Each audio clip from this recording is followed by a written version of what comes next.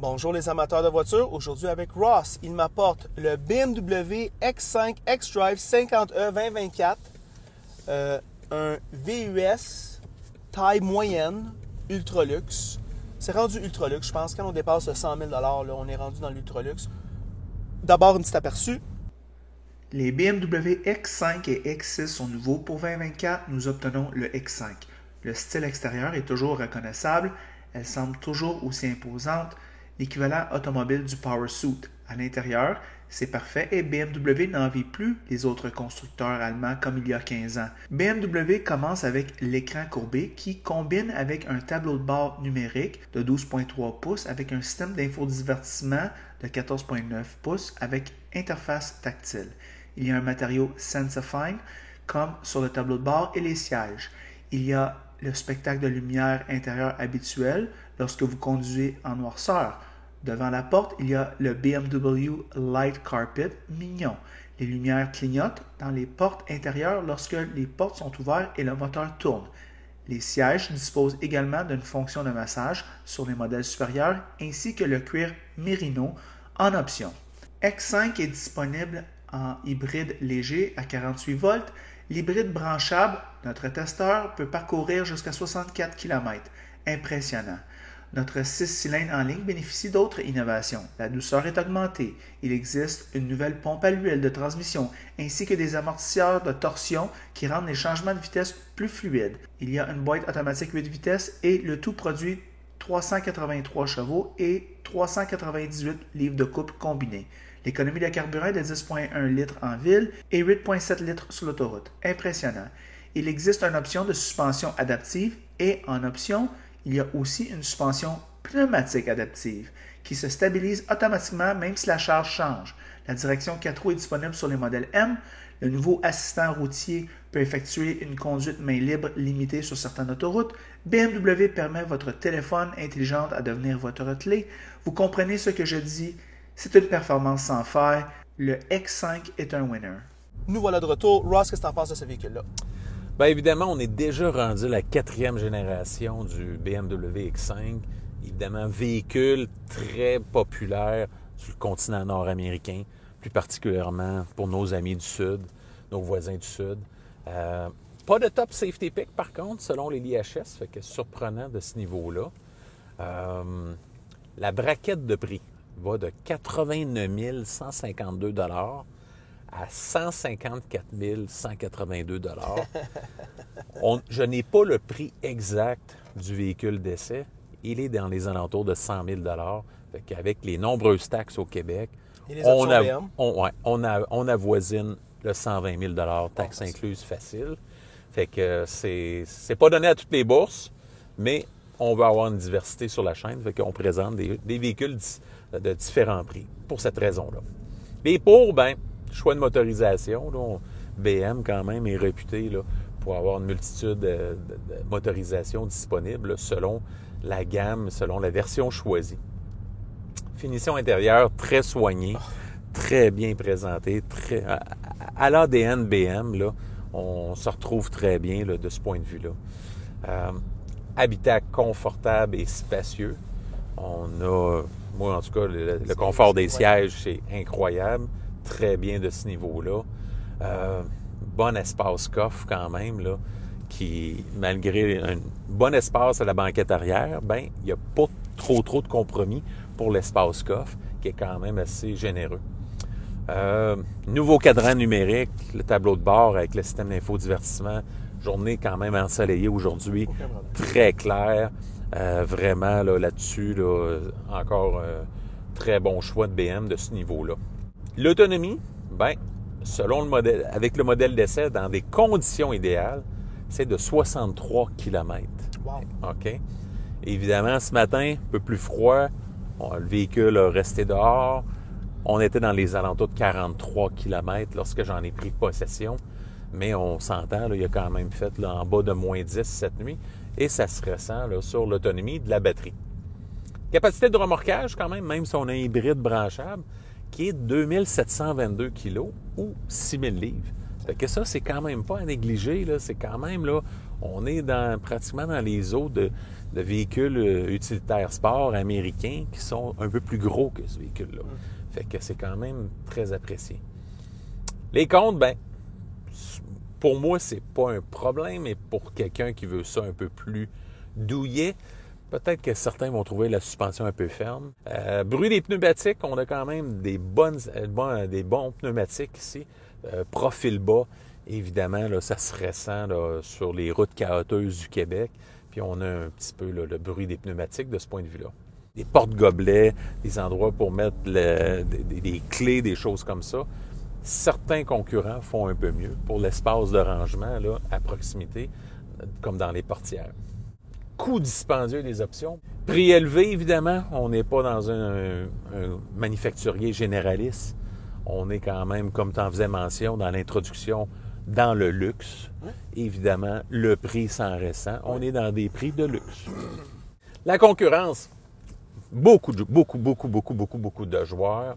On peut penser à la Cura MDX, Audi Q7, Q8. On pourrait penser à Buick Enclave, tout équipé. Un Cadillac XT6. On pourrait penser également à un Genesis GV80. On pourrait penser à un Infiniti QX60. Land Rover Discovery, Range Rover Sport, Lexus GX, RX ETX, Lincoln Aviator, Nautilus, Maserati Levante, Mercedes-Benz GLE, Porsche Cayenne, Tesla Model X, Volvo XC90 qu'on a eu en essai il y a quelques semaines.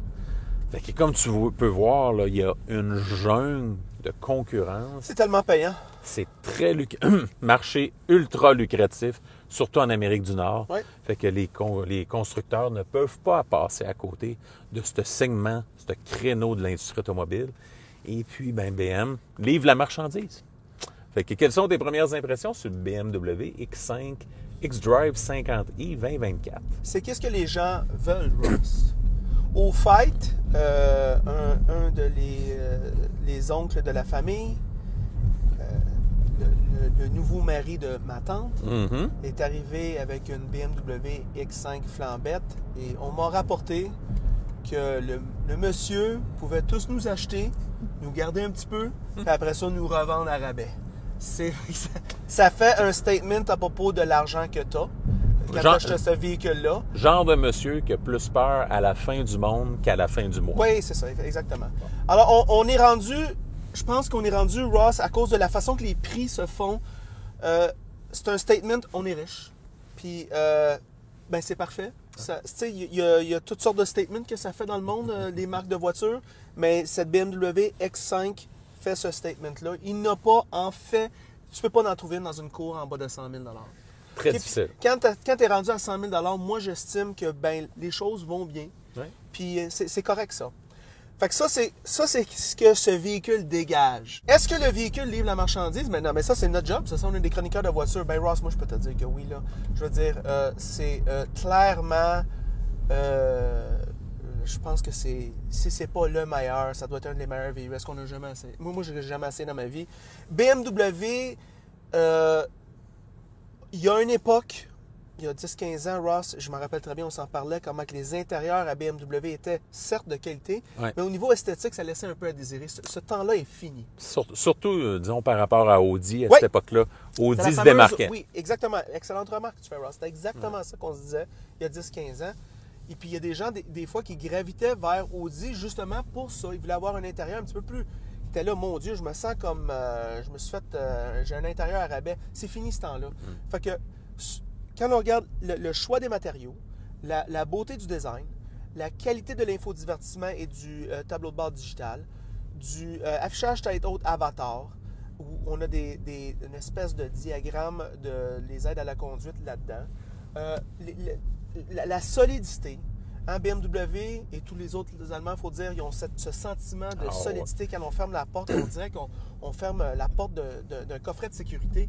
OK? Puis je dirais que BM, peut-être un petit peu plus que Audi, Mercedes, de ce point de vue-là. Ouais. L'aspect solidité. Oui. Fait que, regarde, c'est vraiment winner ici. Le constructeur bavarois ne déçoit jamais, Ross. On fait jamais un essai routier avec une BMW, puis on est en train de dire, ouais, ils l'ont échappé. Jamais. Des fois, avec le style extérieur, moi, je te dirais, des fois, il me déçoit. Pas ce véhicule-là. On a le look classique VUS de luxe. Puis je pense que les gens l'apprécient, ça. Ross, au niveau de... On va parler de l'intérieur. Bonne remarque que tu fais à propos de l'espace. Moi, je vais vous parler un petit peu plus. Il y a quand même une très bonne visibilité ici. Ouais. C'est quand même très bien. J'ai vu pire. Ross, bonne remarque que tu fais. On le dit pas souvent. On le dit de Honda, mais on ne le dit pas de BMW.